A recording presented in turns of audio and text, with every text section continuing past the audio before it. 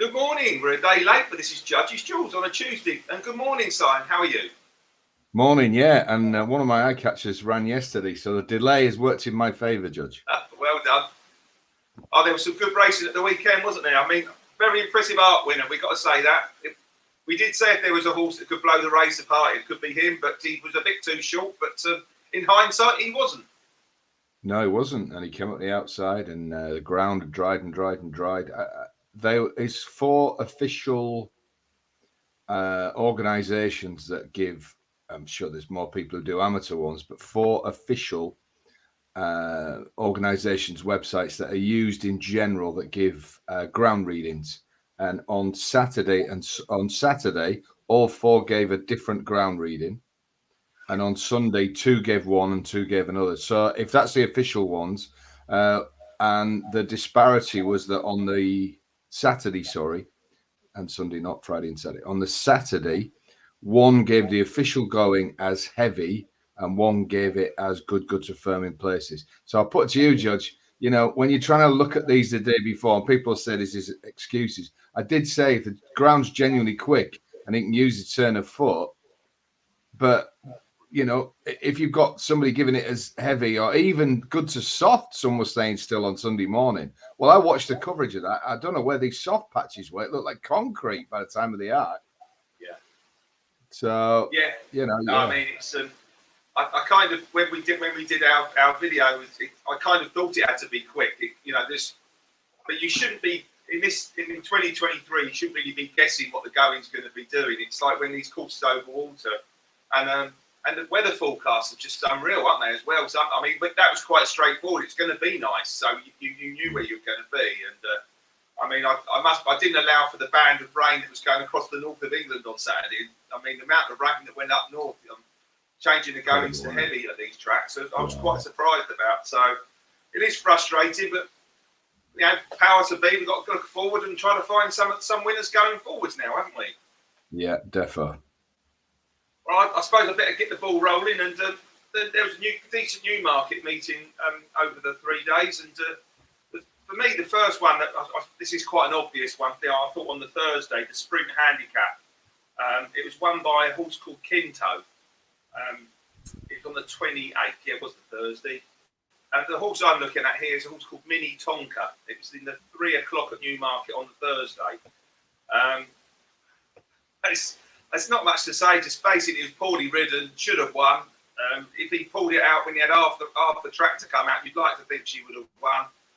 I've got to think even if she goes up a couple of pounds, she can still win off this mark.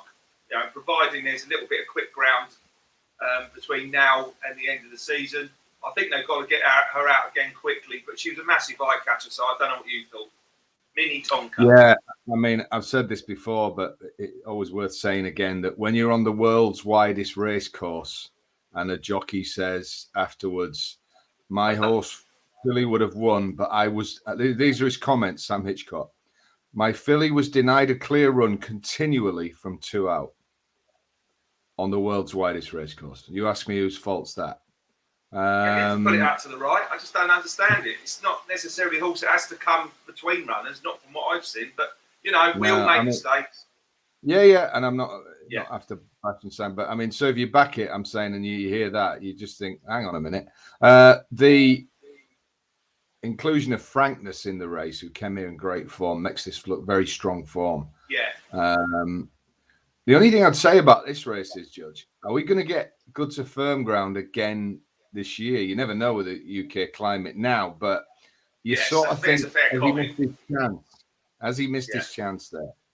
I wonder if they could go to the all-weather, though, side on a horse like that as well. Possibly, yeah. Like I say, I think this is strong form.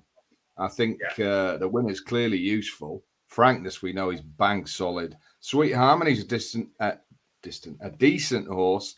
They're in fourth. Again, you've got dovetail form lines that make this look strong form. As I say, my only concern would be, unless you go on the all-weather, have you missed your chance on this ground? But yeah, that was a strong race, and yet again, blocked in repeatedly on the world's widest race. If somebody can find me a race course that's wider, I'll back down, but I can't think of one. Yeah, I had the same kind. It wasn't quite as wide as that with Barishnikov last week. I mean, he had loads of room to his right, and he's tried to go between runners and gets beaten neck. And you think, why didn't you just pull it out a bit earlier? But there you go. It's so frustrating. Never mention Yukon Glen. Not to mention Yukon Glen. Yeah, it's all right. You're trying to make me feel better after the week that was. No, exactly. No, I'm just saying jocks recently have cost. Right. Yeah, well, my first they one, are important, aren't they? You know. You wouldn't believe how. Yeah, my first one ran at Saturday. Now you talked about the weather. By the time this maiden, young horses, 2-year-olds ran over a mile, this ground at Haydock was awful, and I think it contributed to what I think is a very, very promising, exciting horse getting beat. Now, when any horse gets beat and it's a 5-4 favourite, you know what people say, Judge? Disappointed. That's the easy way to look at racing. Oh, it was, it failed. Anybody who smashed into it lost out. Those are all true. Doesn't mean it's not a good horse. Now, Rafe Beckett, it was number 2. It was the 5-4 favourite in the 350 at Haydock, which is a Class 4 maiden over a mile. He's asking these 2-year-olds to go a long way on horrible ground. Got turned over by a Calbert horse called Otto Flash that was having its second run. I think Otto Flash was more streetwise, bigger and stronger than Move On In. I think they're both exciting middle distance horses for next year, but I think Move On In might have a bit more class. Was shaken up to lead, ridden over 2 out, headed towards finish. And if you watch the last half furlong, and you were on the horse, you're just praying for the line, but he just started to paddle him. It was awful ground, like I said. I think Otto Flash is a bit tougher, a bit more streetwise. Move On In had made a good debut on quick ground, but was bred to go on this. But this wasn't soft by 350, Judge. You just said about the Band of Rain. This was horrible. I must just say there was a huge word in Malton. Huge late word in Malton for the Quinn horse that was third. Stay in the game. That's why I want people to have a real look at this race. Obviously, we give one eye catcher, but I wouldn't put anybody off sticking the first 3 in there for next year. I don't think we'll see any of the 3 of them again. But they're 3 promising horses. So what we've got a situation here where Stay in the Game was heavily bet late into 15-8. Travelled strongly. This is the third, but he couldn't get near the front 2. Got beat fair and square by Move On In and Otto Flash. Now, I put it to you, Judge, and everybody, that the Quinn Yard are nobody's fool, and they thought clearly that Stay in the Game was of a quality to win a Class 4 maiden at Haydock, and it was backed, but it couldn't even get in the first 2. So I think you can mark this race up. I think the second, who's the official eye catcher, Move On In, is very, very good. I think Otto Flash is tough if he trains on. Yeah, well-bred, expensive horse. I think this was a good race, and it's a classic case of, this got beat, but don't file it in disappointing your disappointing file just yet. I think he probably ran as well as he could, and I think the ground just got him beat in that last half forward. And if that's Rafe Beckett, tell him I can't make it. But Move On In, mega strong. Dial it in, Jeff, as we say. Yeah, so I'm going to go and get the call on that. I do apologise. Somebody ringing. You can't change that, can you? Anyway, tell it's live broadcasting here, if we call it that. On a serious note, mate, this race didn't look like it was probably the strongest originally when you first look at it. But I think afterwards, there's every reason to think, like you say, this could turn out to be underrated form. I kind of like the idea of, personally, moving on in. I'd like to see them have one more run and get their handicap mark, and then it's a sort of horse I can see doing very well in good 3-year-old handicaps next year, staying handicaps, the better type races. It's run to an RPR of 75 twice. You kind of don't want them to win their maiden too easily and ruin their mark next time out, do you? The problem you've got with that is otherwise, but I think you probably look at a horse that could be rated in the 90s next season, don't you think? Yeah, the problem you've got with that is you've probably got 3 weeks to get this horse out. At the end of that race, those 3 horses had an extremely hard race, and I doubt Beckett will touch this for 2-3 weeks. if not Yeah. 6 weeks. I think he'll give this a lot of rest. Could Otherwise, ideally, could you'd like start to see next him season. take it Yeah, out. yeah. Bang it out in a 3-year-old maiden somewhere, and then, like you said, go for some good early season middle distance handicaps. I think the three of them need watching seriously. Yeah, you probably would have thought, you know, with all due respect to Class 4 maiden at ADOC on Saturday, it wouldn't probably produce many winners. But like you, it's got the shape of probably being underrated. Yeah, and you know, if you want to make money doing this, you've got to back underrated horses. If you back overrated horses, you're going to go again. Otherwise, you'd only back the favourites every day, wouldn't you? That's why that's why there's bookmakers. Exactly. Well, my second one, mate, ran in the Cambridgeshire on Saturday. There we go. I think it's the 310 or the 340 anyway. It's at the Newmarket on Saturday. It was won by Astro King, a horse that got me over the mantle. 340. 340 on Saturday. With all due respect, I've got to say Greek Order was a tad unfortunate, and it's definitely, in my opinion, a group horse in a handicap. I do think there's real, you know, it's a real progressive horse. You've got your solid yardstick there, Bo Pedro. The winner, Astro King, who I fancied for the John Smith's Cup and the Ambleton, both getting beat twice, has now come out and won 2 big races since. Quite frustrating horses like this, but they get you. I really let everybody have a look at this. The horse finished 9th. The horse my tracker has got having is Carolus Magnus. This was trained by, I think it was pretty much trained by Charlie Hills a little while back. Now, Andrew Balding, I knew it was in them kind of colours, and it's gone to Mick Easterby. Now, let's say he's sort of gradually sort of declined its form, but please watch the run of this horse back. He ended up on the stands rails where you wanted to be, but he was in the middle of the track, far side of the track, and he finished on the bridle. He was making a hell of a lot of ground up late.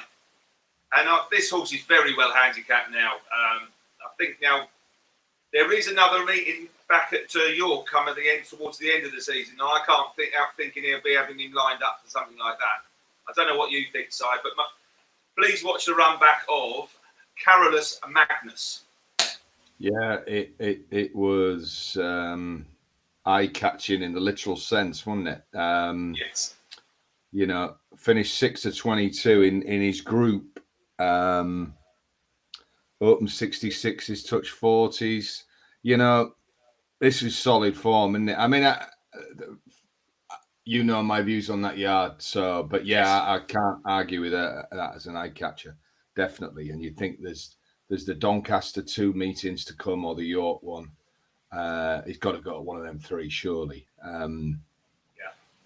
They won't be run on ground like this, but you know, it looks quite a horse that can go on different conditions. So I don't think he's ground dependent. I just want to say one thing about this race. You've made a comment, and by far not just you, most people, and I can see it, that Greek Order was unlucky and ran a great race and group horse in a handicap and blah blah blah. What was interesting was that the horse that I tipped in my preview on the in the HFC free email, which was the stable's other horse, which was I'm to keep going down, I haven't got to him yet, Merlin the Wizard, who finished 33 or 34. So hands up, my apologies if you got involved there. But what I will say is I tipped him at 16 to 1. At one point he dropped to 6 to 1. So I don't know what's gone on there, but obviously Merlin the Wizard was thought to be going to give a biggie. I've been quite impressed by that horse. Who knows? He was very, very keen early. I did notice that. Yeah, well, Greek Orders obviously run a great race. Blocked off a couple of times. Could Ocean Murphy have been a bit handier early with what people were saying? I don't know. If he comes through and wins, people are saying it's a great ride, aren't they? But I'll just say this. Yeah, he's a 3-year-old, but Astro King has won this under 9 stone 12. Yeah. Greek Order carried 8 stone 9. So Astro King surely has got to be tried at a higher level next year. Surely. Absolutely. I mean, you've got to say what a lovely purchase he was, because he's still running them Sahale colours for the Stallion, didn't he? Yeah. And I don't think it cost a lot of money, this horse, and they've managed to nearly win the John Smith's Cup, nearly win a Hamilton. They have now won 2 Cambridgeshire and a valuable handicap back at York. terrific bit of training, and it just shows you can pick these horses up at the right price sometimes, can't it? And obviously, I'm a fully paid up fanboy of that yard, but I have been telling people for nearly a decade now to keep an eye on this yard, and they're now starting to show what they can do with decent material. Now, I just wonder what they're going to do now if they get sent some serious It's got damage. to have a go at Group Company for sure, Group 3 or something, Yeah, but once you win these big ones, you attract different owners who'll give you more money to get better horses. That's where racing works. And they've been trying to get that. But now I'm hoping that they're going to get sent some big money horses and show what they can do. Because what they've done with Astro King, let's bear in mind, there's not many people get a horse from Sir Michael Stout and improve it. No, I can't think of many. I can't think of one hand. It's like getting one of Haggis and improving it, or getting one of Mark Prescott and improving it. It doesn't happen. But they've done it. No, that's right. 36,000 as well for a horse rated 101. What it wasn't exactly chucked in either, was he? Off the mark of 101, he started it's off not 99 for them. So, well, we've talked about the campaigning of Carolus Magnus, and we're not accusing anything. Obviously, the horse has been struggling as he tumbles down the way. They've not ran like that. No, I mean, they've done it everything. I think he's only put in probably one bad run for the whole year. Carolus Magnus, they've gone at everything. It's only one bad run for the whole year. The horse has put in. It's been a right good horse throughout this season. Right, my second one. Anyway, got to crack on for your next one. We better crack on sharpish. I'll just be quick with this and just say that yesterday at 4:10 at Hamilton, it was a Class 3 0-90. There was two good races at Hamilton yesterday. Yes. Newmarket Max, a big winner on Sunday, and then we came through on the night before that they wanted to go with Botanical. Now, Botanical had let a lot of people down at Ascot, so I was a bit that's interesting, but obviously we'll see. An expensive purchase. But this was, I thought this on paper was a standard tough Class 3, but it turned into anything but. Anybody who saw it gobsmacked, and just go back if you didn't. Now, you got horses like Baryshnikov, Jackhammer, Pisanello, Harswell Duke. They're all doing the rounds in these Class 3s and even Class 2s up north. So this is real solid. And Botanical's won by 6 lengths hard held, basically. We often look at the Cambridgeshire on soft ground. I wonder how he would have run in it if it had been soft this year. Well, he wouldn't have got in, but he'll get in it next year. So Botanical, listed class at least, expensive purchase. It's taken his time, but was sensational. But I also want to highlight as one to get in your tracker is Mr. Professor, who has gone off 100 to 30, clearly fancied. He's got bait, he's got stuff, but not by a handicapper. Botanical is far better than that. But he's beaten the others easy, Judge. He's beaten Baryshnikov, who as a horse we both rate. He's beaten Pisanello is another one you can hang your hat on, and O'Meara's are running well at the moment. And Harswell Duke, Cockalorum, and 2 Old Pals. This is a really solid Class 3 up north, 0-90. You take the winner out, and you've got to say he's done a number on the others. And I think Dominic French Davis will get this out. Now you got good handicaps at the York meeting. You've got, like I said, the 2 Doncaster meetings to go at. Yeah. There will be a mile or a mile 2, and this horse I would fancy at Class 3 level next time. I think it would be out sharpish. Forget Botanical. Nothing was going to beat him at this level yesterday. And look at this, Mr. Professor. This will be out soon, and I think this will win on soft ground. Yeah, it's a good race. I've noticed sort of over the last couple of weeks, a lot of these handicaps have been won by an improving 3-year-old or 3-year-olds that are less exposed than some of the older horses. And I must confess, I did look at the race. I was going to arm and hour about tip up Baryshnikov again because of the way it had been running. But I looked at the race. I didn't think there was going to be a lot of pace in the race, which there wasn't. And for the winner to put 6 lengths between him and the rest of the field was a really good run. And like I say, Mr. Professor, I certainly thought that was a good effort to come second. Like you say, you do have the solid yardsticks. I mean, Harswell Duke's been pretty disappointing this year. He must be getting very well handicapped. He's getting his ground now, but he's sort of still not showing enough for me to be able to put him up as a tracker horse. There's no doubt Baryshnikov is very well handicapped now. If he can get a race where they do go a decent lift, he's very well handicapped, and he'd definitely be an eye catcher in terms of going forwards. I think he's nearly rated a stone below his last winning mark now. So I think he ran well yesterday. Yeah, obviously your tracker horse has been beating him. I kind of think I've just had a little look there to see if Mr. Professor has won at Donny before. It must be them colours I get associated with that particular meeting. I do think he, like you say, he is a type that could pop up again. I think he ran well, though it wasn't at Donny. It was a Goodwood he won, didn't it? He's still in form, isn't he? And he could easily pop up again. I wouldn't put you off that one, mate. It's a good race. It was a good race for Hamilton on a Monday, wasn't it? Definitely. You don't get many of those kind of races. And speaking of those types of horses, this time of year, my last one for the tracker is a horse that is definitely an autumnal horse. It comes or a spring horse. It wants sort of really soft, arable ground, and this also produces his best. He's 7 years old now, but he's a sort of horse you can pretty much put your out on to run his race when he gets his conditions. The selection here and the tracker horse to follow is a horse called Broken Spear. He's rated 83 now, which is only £3 above his last winning mark, which was at Leicester in the springtime. He actually bolted up from a horse called Cold Stare, who was well handicapped, and I think that's running today somewhere. That won at Ayr last time. Broken Spear got his ground at Chester. He does have a tendency to miss the break, and he didn't on this occasion. He did get out well, but he found let's say a very, very well handicappable, very well backed Brian Ellison horse, Ramiro, too good. He was one of the few to handle the conditions. But this horse, speaking of Donny, he loves Doncaster, Broken Spear, and there's a couple of late meetings at the end of the year that we've spoken about. I think he'll probably be winning one of them handicaps over 7 furlongs or a mile there.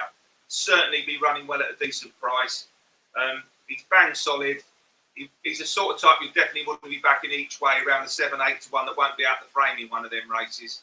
And I'll be keeping an eye on him in his next 2 starts, especially when he goes back to Doncaster. So Broken Spear was my last tracker horse. Yeah, he's coming to his time of year. I thought it was interesting. I had a look at this race last night, and you're right, Ramiro was backed, wasn't he? And yes, out of the blue. You get him running in the next 24 hours, 48 hours under a penalty, I suspect. Legal Reform ran well in second. I think it had the look of a nice race. And I'll tell you another thing.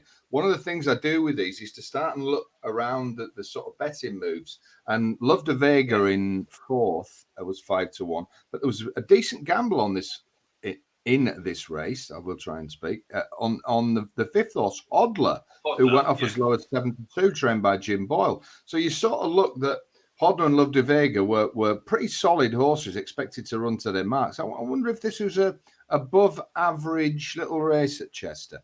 And you said Broken Spear, the heavier the better. Well, those Donny meetings, they're often run on glue pot soft, aren't they? Yeah. Really late season ground, and he will just gallop through that. Yeah, he's definitely so. Because I was following horses like Cold Stare and those sort of horses in them races, and Zip was another horse that at that time of year that loves Donny, and I followed Zip, and Broken Spear went very close to winning on both occasions, I believe.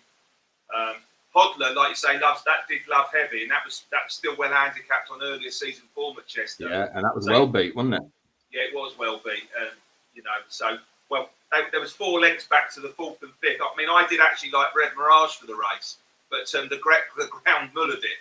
I wasn't allowing for heavy. Good to soft or soft in places, okay, but once it goes to heavy, you're looking for a different animal, aren't you? Different type of horse. Yeah, definitely. Yeah, good stuff. So there's 5 good ones, I think, this week. Yeah, brilliant. All done for another week. And got a busy weekend ahead, haven't we? Got some good racing coming again at the end of the week. Yeah, and I've just written this morning, I think even though the flat season isn't over, I think once that arc's done, I said a lot of people start thinking a bit more entry rather than Godolphins. I think we sort of move over now. Keep an eye on the flat, obviously, but I think, it's going to be jumps pretty much leading the way now. We've got good meetings today, competitive, and then we start looking at your Chepstow and your first Cheltenham, and your Weatherby Charlie Hall. They're not that far away. No, they're not, mate. I'm going to make more of a concerted effort to keep an eye on the all-weather this year, because I do think there is some opportunities to find some horses. I mean, I was unlucky last night with my selection that bumped 12s into 8s, I think, and just bumped into one, but went close again. We're getting the post at the moment, but it won't be long for the back of an extra. No, all you got to do is keep shooting. Yeah, absolutely. Right, excellent. What do we say at the end of the Be lucky. Be lucky.